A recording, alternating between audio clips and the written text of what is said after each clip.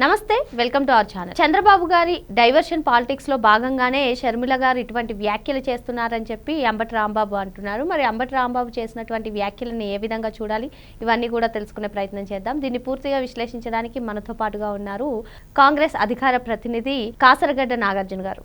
Sir నమస్తే. Sir నమస్తే అమ్మా. చంద్రబాబు గారి డైవర్షన్ పాలిటిక్స్ లో భాగంగానే షర్మిల గారు ఇటువంటి వ్యాఖ్యలు చేశారు. ఇది ప్రధానంగా ఆరోపిస్తున్నది అంబటి రాంబాబు. మరి ఈ వ్యాఖ్యల్లో ఎంతవరకు నిజం ఉంది సార్?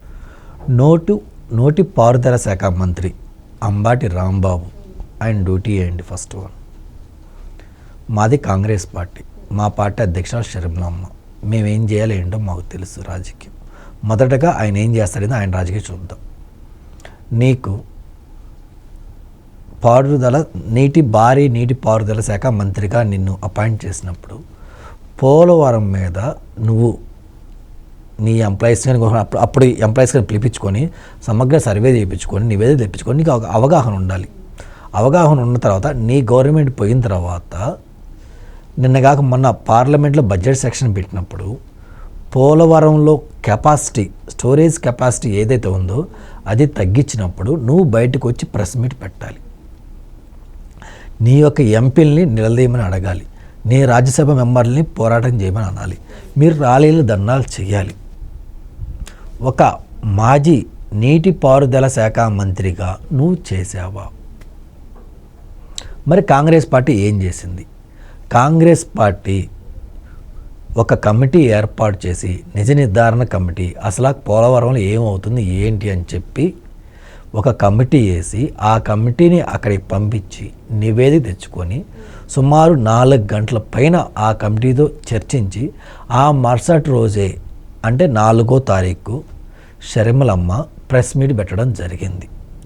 మేము ప్రెస్ మీట్ పెట్టిన తర్వాత మేము నిలదీసిన తర్వాత అప్పుడు నీకు రియలైజ్ అయ్యి మా షర్మిలమ్మ ఏం మాట్లాడిందో విని యాజ్ టీజ్గా 2-3 గంటలు ఆగిన తర్వాత నువ్వు లైవ్ ఇచ్చావు.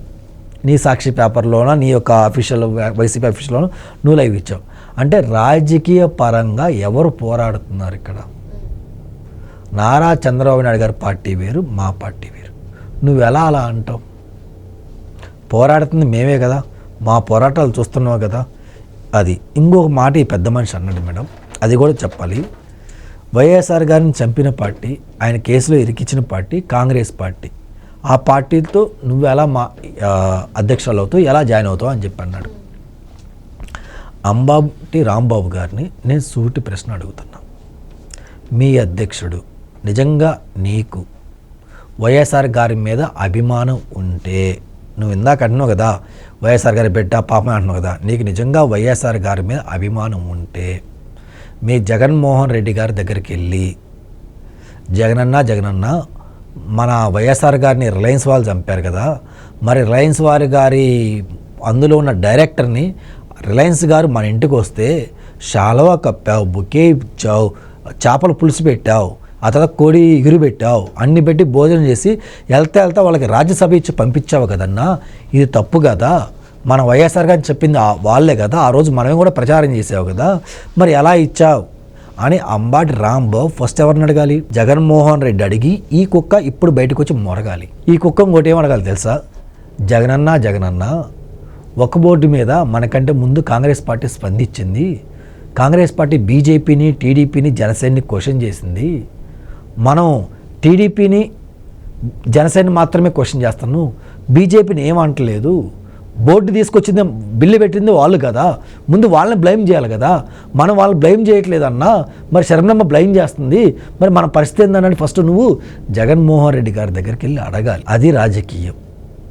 మా శర్మలమ్మ రాజకీయం చేస్తుంది, మీరు బ్రోకరేజం చేస్తున్నారు బీజేపీకి. ఎందుకు ఈరోజు ఒక్క మాట కూడా మీరు అంటలా బీజేపీని? ఎందుకు ఒక్క మాట కూడా అంటలా?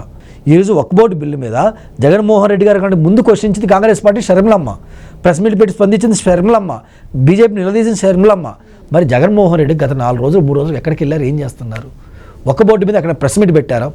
ముందు వెళ్ళి అంబటి రాంబాబు వాళ్ళ జగనన్న చెప్పుకోమని చెప్పు. చంద్రబాబు నాయుడు గారు మోయాల్సిన అవసరం లేదు. ఒక పెద్ద వ్యక్తిగా, ఒక ముఖ్యమంత్రిగా మేము ఎంతవరకు గౌరవించాలో అంతవరకు మాత్రమే గౌరవిస్తాం. ఆ తర్వాత ఆయన పార్టీ వేరు, మా పార్టీ వేరు. అది ఇటీవల షర్మిల గారు వివేక మర్డర్ గురించి కూడా మాట్లాడడం జరిగింది కదండి. సునీతకు ప్రాణహాని అని చెప్పి, ప్రాణహాని ఉంది, అవినాష్ వల్లే ఉందని చెప్పి ఆమె డైరెక్ట్గానే చెప్పారు. ఏంటి ఇన్ని సంవత్సరాలు ఊరుకుని ఇప్పుడే ఆమె ఇటువంటి వ్యాఖ్యలు చేయడం ఏంటి? రాజకీయ లబ్ధి కోసమే ఇటువంటి వ్యాఖ్యలు చేశారా? ఏమంటారు? ఎన్నాళ్ళు ఊరుకోలేదమ్మా. వాళ్ళు మొదటి కాడ నుంచే సునీతమ్మ ఇప్పటి నుంచి గల విప్పుతుంది. షర్మిలమ్మ కూడా ఆమె సపోర్ట్కి నిలబడింది, గల విప్పుతున్నారు. మేము కాంగ్రెస్ పార్టీ కూడా ఇప్పటి నుంచి చెప్తున్నాం, ఒక్కొక్క కేసులో అంతకులు చనిపోతున్నారు, మీరు జాగ్రత్త పడండి. అధికారం ఉన్నప్పుడు చనిపోయారు, అధికారం లేనప్పుడు కూడా చంపబడుతున్నారు. ఏంటి పరిస్థితి? ఇలా చనిపోతుంటే కేసు నీరు గాలిద్ది. మీరు దయచేసి ఉన్న వాళ్ళకి సెక్యూరిటీ పెంచండి. అందులో భాగంగా సునీతమ్మ గారికి కూడా సెక్యూరిటీ పెంచండి అని చెప్పి మేము కోరడం జరిగింది. అది గవర్నమెంట్ తీసుకోవాలి, రెస్పాన్సిబిలిటీ తీసుకోవాలి. మాజీ పిసిసి అధ్యక్షుడు సాకే శైలజానాథ్ షర్మిల డబ్బుల కోసమే ఇటువంటి వ్యాఖ్యలు చేస్తుంది అన్నదాన్ని ఏ విధంగా చూడాలి? సాకే శైలజానాథ్ ఇప్పుడు వైఎస్ఆర్సీపీలో జాయిన్ అయ్యాడు. సో వాళ్ళు మొగరు మందల్లా అంటే వాగమందల్లా ఇతను బయటకు వచ్చి వాగాల్సింది, తప్పదు. ఇతనికి రాజకీయ భిక్ష పెట్టింది ఎవరు? ముందు ఇతని క్రెడిబిలిటీ చూద్దాం మేడం. ఎక్కడనో నిరుపేదరికంలో ఉన్న అతను తీసుకొచ్చి ఎమ్మెల్యే ఎంపీ చేసి రాజకీయంలో ఇంత దూరం తీసుకొచ్చి పిసిసి అధ్యక్షుడిగా నిలబెట్టింది ఎవరు? కాంగ్రెస్ పార్టీ నిలబెట్టింది. నువ్వు 2 సంవత్సరాలు ఒక టర్మ్ నువ్వు పిసిసి అధ్యక్షుడిగా ఉన్నావు కదా, అధ్యక్షుడిగా ఉండి కాంగ్రెస్ పార్టీని నువ్వు ఎంత బలోపేతం చేసావు, ఎంత డెవలప్ చేసావు? నీకు పార్టీ అంత అవకాశం ఇస్తే ఈరోజు పార్టీకి వెన్నుపోటు పడిచి నువ్వు వెళ్ళి వైసీపీలో జాయిన్ అయ్యావు. ఎందుకు జాయిన్ అయ్యావు?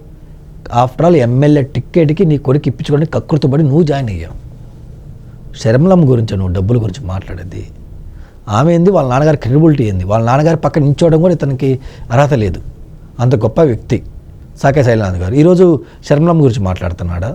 కాంగ్రెస్ పార్టీకి వెన్నుపోటు పెట్టిన అతను డబ్బుల గురించి ఏం మాట్లాడతాడు? కొంచెం మాట్లాడేటప్పుడు గట్టిగా విశ్వసనీయతో మాట్లాడాలి. ఎందుకు ఈ మాట అంటున్నా అంటే, ఈరోజు వాళ్ళు ఏం క్వశ్చన్ చేసుకోవాలి? డైవర్ట్ పాలిటిక్స్ కాంగ్రెస్ పార్టీ చేయట్లేదండి, చేస్తుంది ఎవరంటే ఇక్కడ వైసీపీ చేస్తుంది. ఎందుకు వైసీపీ చేస్తుంది అంటే, ఈరోజు మీరు ఒక్కబోటికి రాజ్యసభలో ఎందుకు మద్దతు ఇచ్చారు, ఆ మద్దతు ఎందుకు ఇచ్చారు అని అడుగుతుంటే ప్రజలు, జగన్మోహన్ రెడ్డి గారు కొంతమంది పేటీఎం కుక్కలు వదిలిపెట్టారు షర్మిలమ్మ మీద. అది దానికి ముందు సమాధానం చెప్పండి. సమాధానం చెప్పి అప్పుడు షర్మిలమ్మ దగ్గర రండి, అప్పుడు ప్రజలు అంటారు. జనాలు అడుగుతున్న క్వశ్చన్ ఏంది, మీరు ఒక్కబోటికి సపోర్ట్ చేయనన్నారు కదా, మరి రాజ్యసభలో ఎలా సపోర్ట్ చేశారు అనేది ప్రజలు అడుగుతున్నారు. ఫస్ట్ వీళ్ళ దానికి సమాధానం చెప్పాలి మేడం. మరో అంశంతో మళ్ళీ కలుద్దాం. Thank you sir.